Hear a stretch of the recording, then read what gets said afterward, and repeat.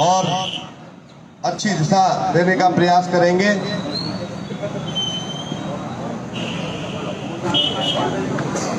धन्यवाद आदरणीय पटेल साहब।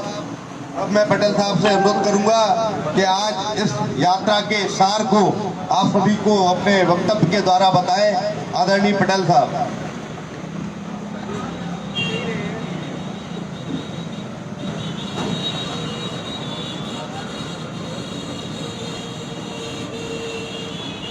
हमारे साथ यात्रा में चल रहे परम आदरणीय विद्याराम वर्मा जी,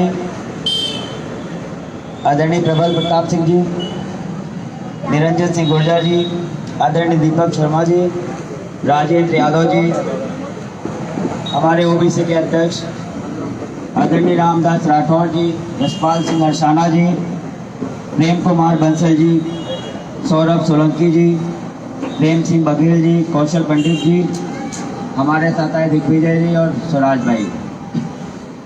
आज ये यात्रा लेकर के हम भोपाल से निकले हुए हैं। माननीय कमलनाथ जी ने झंडे दिखाकर इसको रवाना किया था। हम इस प्रदेश के कोने कोने में जा रहे हैं, युवाओं के पास जा रहे हैं, किसानों के पास जा रहे हैं, सभी वर्ग के पास जा रहे हैं और हम इस प्रदेश की जनता के माध्यम से माननीय कमलनाथ जी का आभार व्यक्त करना चाह रहे हैं।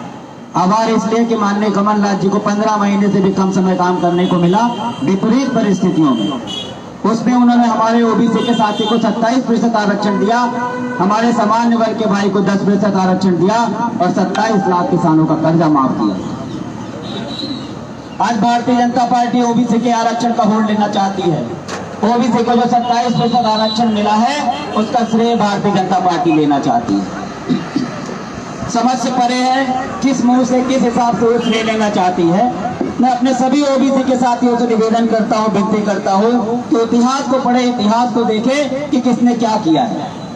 अगर हमारे सर्वप्रथम हमारे ओबीसी के साथी को 14% आरक्षण कांग्रेस पार्टी ने दिया, नगरीय निकाय ग्राम पंचायत में आरक्षण कांग्रेस पार्टी ने दिया और फिर से 27% आरक्षण कांग्रेस पार्टी ने दिया। आपके पास कोई भारतीय जनता पार्टी का नेता है अगर बोले कि हमने आरक्षण दिया है, आप उसे सिर्फ और सिर्फ एक प्रश्न पूछिएगा कि जब आपकी 15 साल तक सरकार थी, ओबीसी का मुख्यमंत्री शिवराज सिंह चौहान जी थे, तब आपने ओबीसी के भाई को 27% आरक्षण क्यों नहीं दिया? मुझे पूरा विश्वास है कि इसका जवाब नहीं दे पाएगा। ये करते कुछ नहीं है, लेकिन जो कुछ होता है श्रेय उसका जरूर लेना चाहते हैं। आज हम सबका फर्ज होना चाहिए, हमें जरूरत नहीं होनी चाहिए इस तरह के कार्यक्रम करने की, हमें जरूरत नहीं होनी चाहिए इस तरह की यात्राएं निकालने की, बशर्ते हम सब अपने अपने हिस्से की जिम्मेदारी का निर्वहन पूरी ईमानदारी से करें, तभी हम भारतीय जनता पार्टी जैसी फिरका परस्त ताकतों से पार पा सकते हैं, नहीं तो बड़ा मुश्किल है। और ये नोट करके रख लीजिए, ये मान के रख लीजिए कि मैं पूरे दावे के साथ कहता हूँ कि अगर कोई भाई, कोई हमारा भाई, अगर कोई जान पहचान वाला नहीं भी है, किसी तरह से देश का वासी है और अगर दुखी और परेशान है, तो हमारी जितनी ताकत, जितनी हैसियत है उसकी मदद करने का प्रयास करना चाहिए। क्योंकि जिस तरह की भारतीय जनता पार्टी की सरकार है, आज उसकी बारी है, कल नहीं तो परसों हमारी बारी आएगी और आज अगर उसकी मदद नहीं करेंगे तो हम अकेले रह जाएंगे। ये हमेशा कथनी और करने में इनके अंतर आता है। ये रोजगारों की, युवाओं के रोजगार की बात करते हैं और जब हमारा युवा रोजगार मांगने दिल्ली भोपाल जाता है तो उसे डंडे से पिटाई कराते हैं। तो उसके डंडे की पीड़ा को महसूस करने की जरूरत है आज हमें, क्योंकि आज हमारा देश, संविधान, किसान, कोई भी वर्ग बचा नहीं हुआ है, हर वर्ग दुखियों की है। हमारे किसान जिनको अन्नदाता कहते हैं, दिल्ली की सड़कों में इतने दिन तक बैठे हुए हैं, उनकी कोई सुनवाई नहीं होती। हमारा संविधान, जिस संविधान पे पूरी दुनिया को नाज हुआ करता था, आज उस संविधान पे खतरा आन पड़ा है। इसलिए इस देश का वासी होने के नाते, भले हम किसी भी वर्ग, किसी भी समाज के हो, लेकिन हमारा फर्ज बनना चाहिए कि हमारे संविधान की तरफ अगर कोई आंख उठाकर देख रहा है तो हम उसकी रक्षा करने के लिए तैयार है, उसका जवाब देने के लिए तैयार है। अगर हम इस भावना से काम करेंगे तभी हम सफल हो सकते हैं, नहीं तो भारतीय जनता पार्टी का जिस टाइप से कार्यकाल चल रहा है, उनको सिर्फ रिकॉर्ड और रिकॉर्ड बनाने का शौक होता है। उनको आम जनता की पीड़ा से मतलब नहीं, ये पूंजीपतियों की चिंता करते हैं। इन्हें आम आदमी, नौजवान, किसान की किसी की कोई पीड़ा से जरूरत, कोई लेना देना नहीं। कोरोना के समय मोदी जी ने 20 लाख करोड़ कितने का पैकेज घोषित कर दिया, कितने शून्य होते हैं मैं तो गिन नहीं पाया, लेकिन मैं पूरे प्रदेश में घूमा, एक व्यक्ति नहीं मिला कि उससे किसी तरह उसको राहत मिली हो। किराया बोले माफ कर देंगे, बिजली का बिल माफ कर देंगे। हमारे जो व्यापारी है छोटे छोटे, उनके दुकानों के शटर गिरे हुए थे पूरे लॉकडाउन में, और लेकर उनको 5-5-10 हजार का बिल दे दिया गया, और आज उनके पर कार्रवाई हुई। कि कभी अपने जो कहते हैं वो करते नहीं। आपके पास कोई भारतीय जनता, ये जिला तो वैसे भी बधाई का पात्र है कि यहाँ हम अच्छे थे, लेकिन हमारे आसपास के जिले जहाँ भी गड़बड़ियाँ थी, हमारा फर्ज बनता है कि वहाँ भी हम ठीक करें। कोई भी भारतीय जनता पार्टी का नेता 2014 के पहले की बात नहीं करता। आज भी भारतीय जनता पार्टी का नेता राहुल गांधी की बात करता है, आज भी भारतीय जनता पार्टी का नेता कमलनाथ जी की बात करता है, जवाहरलाल नेहरू जी की बात करता है। आप पूछिए, आप में दम है तो आप भी ऐसी बात करो। कोई भारतीय जनता पार्टी का नेता क्यों नहीं बोलता है कि हमने स्कूल कॉलेज खोले, हमें वोट दो। हम कांग्रेस के छोटे से सिपाही हैं, हम सीना ठोक कर कहते हैं कि हमने 27 लाख किसानों का कर्जा माफ किया, हमें वोट दो। हम सीना ठोक कर कहते हैं कि हमने 60 साल तक इस देश को बनाया, इसकी कंपनियां बनाई, हमें वोट दो। भारतीय जनता पार्टी का नेता क्यों नहीं बोलता है कि हमने एक एक करके पूरी कंपनियों को बेचते जा रहे हैं, हमें वोट दो। कोई भारतीय जनता पार्टी का नेता कभी भी आपसे कामों की वोट मांगता हुआ नहीं दिखेगा। इसलिए हम सब आपसे निवेदन करने आए, विनती करने आए हैं कि हमारे ओबीसी के जितने भी साथी हैं, जिला स्तर पे कई ओबीसी के संगठन हैं, मैं उन सभी ओबीसी के संगठनों से निवेदन करता हूँ, विनती करता हूँ कि आप भारतीय जनता पार्टी के कामों को देखिए, कांग्रेस पार्टी के कामों को देखिए, और महसूस करिए कि आज हमें कांग्रेस पार्टी का साथ देना चाहिए।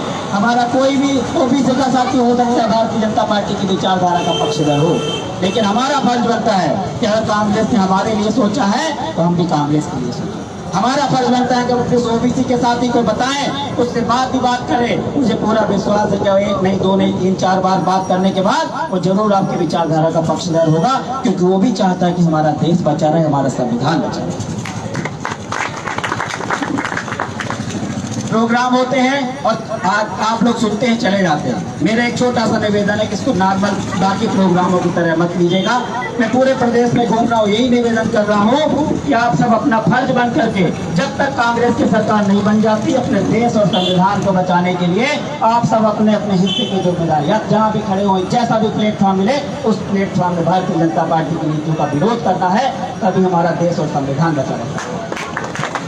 आज कांग्रेस पार्टी बड़े बड़े विज्ञापन नहीं दे सकती है, आज कांग्रेस पार्टी बड़े बड़े मीडिया चैनल नहीं खरीद सकती है। कांग्रेस पार्टी वही करेगी, आम जनता जनार्दन की मदद करने का प्रयास करेगी। आभार यात्रा के अलावा एक दूसरा हमारा कार्यक्रम है, माननीय अध्यक्ष जी को बताया, एक कंप्लेंट दिया, उसमें भी लिखा हुआ है जन संसद संवाद। उसके माध्यम से ये हमारे जो अध्यक्ष जी है, ये आपके रिप्रेजेंटेटिव रहेंगे। कांग्रेस पार्टी आपकी मदद कर ही रही है, लेकिन हमारे अध्यक्ष जी हफ्ते में किसी एक दिन यहाँ पे कार्यालय में बैठेंगे 2 घंटे के लिए, और पूरे जिले में किसी को भी कोई समस्या हो आप इनके पास लिखित में आवेदन दीजिएगा। और मैं आपको विश्वास दिलाता हूँ कि 2 से 3 दिन में राज्यसभा सांसद राजमणि पटेल जी का पत्र लगा हुआ इस मुख्यमंत्री जी को और संबंधित विभाग के प्रिंसिपल सेक्रेटरी को, और आपको कलेक्टर के यहाँ लेकर चला जाएगा, और 1 हफ्ते के अंदर हमारे ऑफिस से उसको फॉलो करके आपको उस दुख से, उस परेशानी से निजात दिलाने का प्रयास किया जाएगा।